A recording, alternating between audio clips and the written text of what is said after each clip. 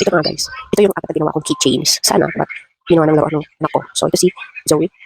Sa Huntrix. Yung Zoe ko na parang, wala nang ito naman si Romy. Romy na parang, ewan, parang ako lang. Char. Hindi, parang, ganun din siya. Kasi, Gabi. Gabi the Dollhouse ba yun? Basta, yung parang naman, yung sobrang joke. And then, ito si Mira. Mira, parang okay ko si Mira. But, alam ko, most of my client, nagano sila dahil, ba't daw, yung molder ko kasi is like this. So, naghahanap ako ng molder na hindi siya mag-flat. Like this. So, hindi ko siya, nagawa ko ng hindi siya shoebox. Oh, literal shoebox talaga. But, hindi yan shoebox. Iba naman ito guys. Lakas ako maglagayan. So, dito ko lang nilagay sa shoebox. So, ano naman ito ay, yung tinanggal ko na yung mga decoration. Naman niya ay, yung pang Christmas na figure. But ito yung mga ginawa ko din ng last year. Pero yung iba dito ay, ilang years na nakaraan. Siguro mga 4 years, 3 years. So, ito na muna. Ito, last 2025. Last year ko lang ginawa before Christmas. Or siguro mga September. Hindi ko lang talaga. Pero, yun siya. So, plano ko sana ibenta. Kaya lang, nung pinaint ko na siya, at nung nilagyan ko na siya ng glaze, naghalo-halo yung paint niya guys. Hindi nga lang kita, but naghalo-halo yung paint niya dito sa baba ng house na to. So, sabi ko sa akin na lang, decorate ko na lang. Next, ay, ito lang ito. Matanda na ito eh. So, mga 22, something, year 2022. So, matanda na yan. Matanda na ito. Binenta ko ito eh, kaso wala naman pumansin sa akin. So, sa akin na. And then, this one. Kinombo ko siya dito eh, sa isang same din ng year, 2022. So, sabi ko sa akin na lang, para may memorable tayo guys. May mga kasabay ito guys. So, short story, may kasabay itong ginawa. Ginawa ko mga chibi ng Blackpink. Nung ginawa ko yun, hindi ako na-satisfied. Kasi, tumukha silang mga alien. Mukhang alien yung mga nagawa ko. And then, tinago ko din siya for almost 1 year. And then, nakita ng asawa ko. Oh my God. Anong ginawa? Tinatawanan yung ginawa ko. So, wala. Pinalaro ko na lang sa anak ko. Ginawa niyang tao-tao doon sa dalhouse. And then, dumating yung point na nahulog-hulog mo sila. Nung nahulog-hulog, isa-isa na naputol-putol yung mga kamay nila. Kasi, yung ginawa ko, wala siyang wire inside the body. Hindi ko hindi ko siya nakalimutan. Nakalimutan ko siya lagyan ng pin inside the body para hindi siya mag-broke. So, yun lang. Buti, hindi ko rin talaga. So, habang tumatagal yung panahon, nag-decide ko na itapo ko na lang sila.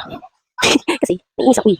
Pinagtatawa na ng asawa ko. Sabi daw, dapat tinapo ko daw para inspiration. Tinatawa. Yeah. And then, the last is this. Ito yung pinakamalaking ginawa ko ng year 2025 na memorable. So, hindi ako tinaman ito. So, oh my gosh, paano ito tanggal? Wala.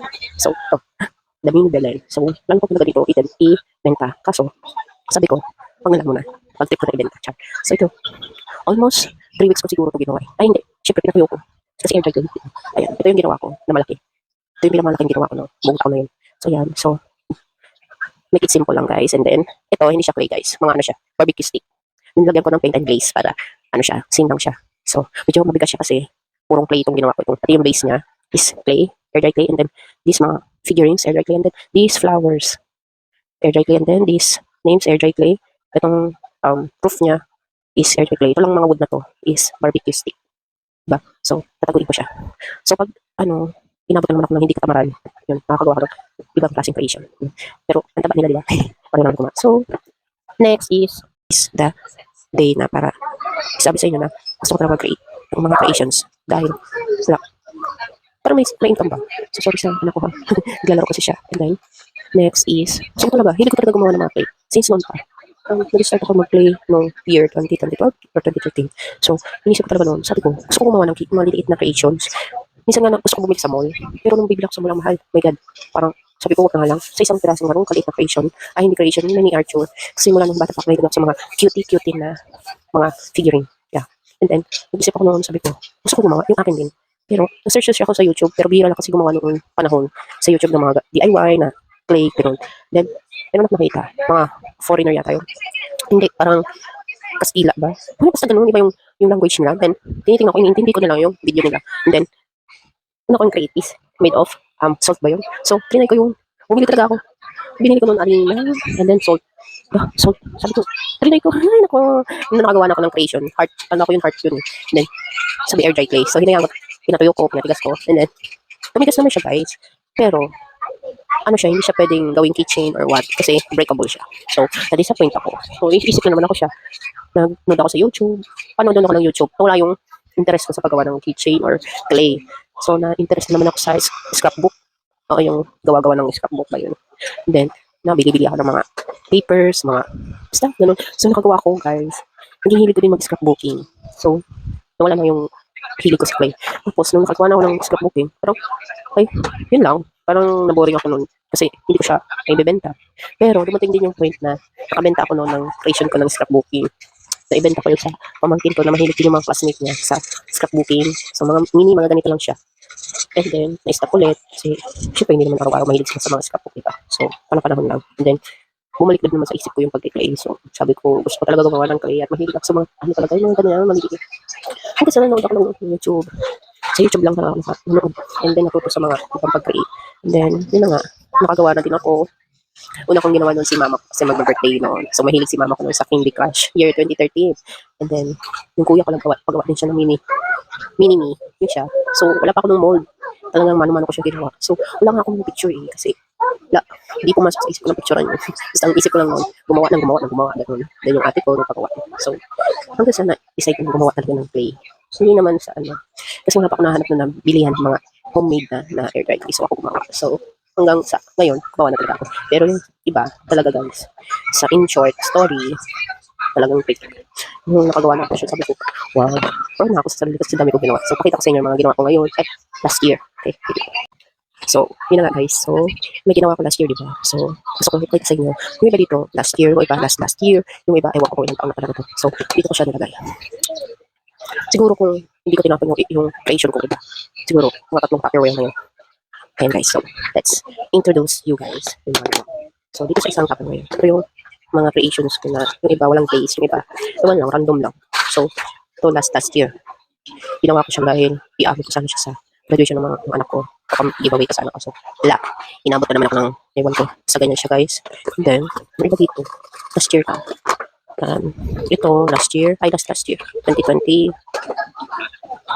Maybe. So, ito. Yung nag-uso yung Sanrio guys. So, si Melody. Hindi na focus guys. Sorry. 2 minutes siguro lang dito. And then, si Romy. Ang plano ko sana nito is itatag dito sa ipit. Clip but ewan ko ba bakit anong nangyari sa akin. Ba't hindi ako nakakagawa ng mga ganyan. And then, nung Halloween, last year. Okay. May pangalan nito, nakalimutan ko. Basta pumpkin and rabbit yata siguro to. Wala, sa aking invention lang yan guys. Kasi wala yung ear niya. Siyempre, nasa yung ear niya. Naipit na ng pumpkin. And then, next is, ito. Pumpkin in a bowl. Pumpkin in a bowl. Hindi ko sila ipasay, but, yun guys. Pasensya na talaga sa camera. But, pipicture ko sila guys. Parang may picture na to eh. So, next. Ito. Pumpkin. Literal na pumpkin. Talaga siya guys. Yan. Literal na pumpkin. Marami siya guys na pumpkin. Gagawan ko siya ng video rin talaga ng time na yun. Kaso, wala talaga. Hindi ko alam. Na-burn out siguro talaga ako. Nag-ano ako talaga guys. Yun yung sinasabi ng isang content creator na artist din. Nag-burn out siya kasi wala di siya nagagawang creations. Tinatamad siya. Ang dami. Isa yung pag-split yung katawan niya. So, ito yung mga pumpkin guys. So, ayan. And then, ito sana ginawa ko para sa amin tatlo. Asawa ko to sa anak ko. Let's introduce you. And guys, ito yun. Sa ano to yun? Sa cellphone. Ayan. Ayan ito guys. Ay, nakahirap ipakita sa inyo guys. Ito yung mga nagawa. Last year. Ito pa pala sila. Santayo. And then, yung mga ginawa ko last year. And last year. Ito, last year. Ang tawag mo to? May tawag ito eh. And then, yun lang. Ginawa ko din to, but na-experimentuhan pa kasi. Ito naman, gamit ko dito ay yung Jovi air dry clay. Yun kasi medyo messy lang sa camera, but maka-enjoy din kami tinatay. And then, tapos natin ko isang Tupperware ng CDO. Next, itong malaki, guys. So, nandito na yung so, ganda siya, guys. So, yung iba dito, walang kwenta lang. So, ito, iyan lang kasi. Hindi pa sila tapos. But, ito pala yung mga kasama niya. Andito pala yung mga kasama nung ito. Ayan yung mga, kita niyo ba guys? Hirap kasi may hawak-hawak na yung mic. Yan. So, plano ko sana na. Later na, baby. Okay? Vlog ako. Ito yung ginawa ko. Ito pang giveaway ko sana kada order nila. So, pag giveaway ko nung Halloween. But, ayan. Cute to guys. Cute siya. Cute? Keychain na siya na may mini pumpkin. Ang labo niya. Ba't kaya labo naman ito? Hindi na focus. And then, ito. Ito din ang cute nito guys. Pwede siya pang keychain kasi nilagyan ko na siya ng high pin. And then, ito si Meow Meow. Tawag ko dito Meow Meow. Pero ang gamit ko ditong clay is Jovi. And then, yan. Sariling creation ko pa rin yan guys. And then, ito yung friend ni Gabi. Sa Dollhouse. Ay, Gabi Dollhouse ba yun? Yung pusa doon guys. Lagi niya kasama ito yun. And then, this burger. Bibili ko sana ito sa asawa ko. Kaso, huwag na nga lang. Bago yung isip ko. Burger. And then, ito, friend din ni Gabi guys. Ito kan tanda yung name. Then, ito, couple ito. Bunny Bear. Ay, Bunny. Ayan, may puso na malaki. So, guys, couple sila guys, couple. Ginawa ko couple. Last year ko dito ginawa guys. Ayan, nagbablog ako guys. Ito, couple yan guys. So, tig-isa sana kami ng asawa ko. Tapos, ito, yung nag-uso yung Worry Stone ba yun last year? So, ginawa ko siya. I think, basta ito. Meron pa itong kasama, pero ang tawag dito ay Worry Stone. Capybara siya guys, capybara. Capybara with leaves. I leaf. And then, Joey to guys, nakalagay gamit ko. Hindi ko kilala. And then ito, Joey. Also Joey din siya guys. Ang cute no? Iba din ng ano nito kasi nag-try ako ng raisin ba yun? But sobrang toxic talaga niya. Kaya hindi ko na tinuloy yung paggamit ng Joey. Huh? Anything. And then, gumawa din pala ako ng tag. Name tag. Ito si Daddy. Ito ay si Nick, the name of my daughter, Nick. And then this one is my mommy. Name tag siya guys. And then ito yung isa na ginawa kong Worry Stone. Mini nga lang siya. So, trinay ko siya. Pero sabi ko, ulit naman. So, na-decide ako na palakihin kong gawa. Pero ang cute niya, diba? Worry Stone siya guys. And then, ito, Joey yung gamit ko dito. Joey clay. Strawberry bread. And then butter. And then ang gamit ko din dito ay resin. So, hindi ko na siya. Pero although resin, matagal talaga. Maganda gamitin. And then, mga fruits. Ginawa ko to nung nag-uso yung nutrition month last year. So ito, ginawa ko to. Nutrition month. Ayan. Joey, yung gamit ko dito guys. Joey clay. So, may orange, or tangerine. May apple na parang tomato. Pero apple siya guys. And then, mango. Mango siya guys. And then, strawberry. Yung nutrition month ko ginawa. And then, sinala ko naman ako sa tarong niya. Next ay, ito. Tuwan ko, wala akong maipangalan dito. Ginawa ko lang to guys. Made of Joey clay din. And then, yeah, hindi ko na siya ginamitan ng resin, but I use acrylic gloss. Acrylic gloss ba yun? Basta ganun, non-toxic siya guys. And then, this one, last year ko dito ginawa, bago mag-Halloween. Cup in a bear with pumpkin. Ano kaya yun? Then, ito, matanda na din to guys. Tagal ko na ito ginawa. Kasabay no, pinakita kong may Christmas tree na maliit. Ito, tanda na itong dalawang ko. And then, ito, last year ko dito ginawa. Last year. Nung daycare yung anak ko. Ganito yung color ng kanilang uniform. So, ito yun. Wala, ginawa ko ito before mag-start yung school year nila. Ito. Last year lang guys, mga 2023. Yeah. 23, 24. Hindi ganun. Then, ito. Ito, matagal na din guys. Matagal na.